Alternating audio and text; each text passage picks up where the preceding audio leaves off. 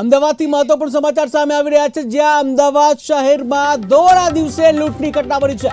અમદાવાદ શહેરમાં દોડા દિવસે લૂંટની ઘટના બની છે, ત્યારે આંગણિયા પેઢીનો કર્મચારી દોડા દિવસે લૂંટાયો કે જ્યાં 65 લાખની રોકડની લૂંટ ચલાવવામાં આવી છે, કે જ્યાં 65 લાખની રોકડની લૂંટારોએ લૂંટ ચલાવી છે.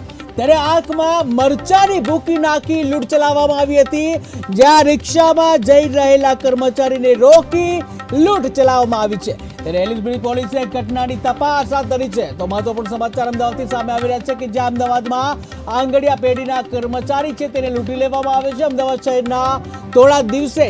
શહેરમાં દોડા દિવસે લૂંટની ઘટનાને અંજામ આપવામાં આવે છે. ત્યારે આંગણિયા પેઢીનો કર્મચારી દોડા દાડે લૂંટાયો હતો. 65 લાખની રોકડની લૂંટારાઓએ લૂંટ ચલાવી છે, જ્યાં આંખમાં મરચાની ભૂકી નાખી સમગ્ર લૂંટ ચલાવવામાં આવી હતી. ત્યારે રિક્ષામાં જઈ રહેલા કર્મચારીને રોકી લૂંટ ચલાવવામાં આવી, જ્યાં એલિઝબેથ પોલીસે ઘટના સ્થળે પહોંચી અને આગળની તપાસ હાથ ધરી છે.